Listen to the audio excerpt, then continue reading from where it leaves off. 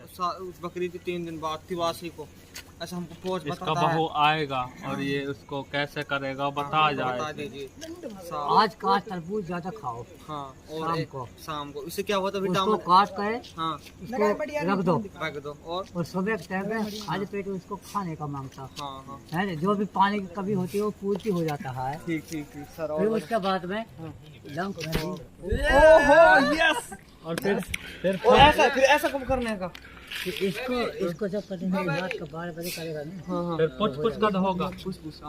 तो दो बात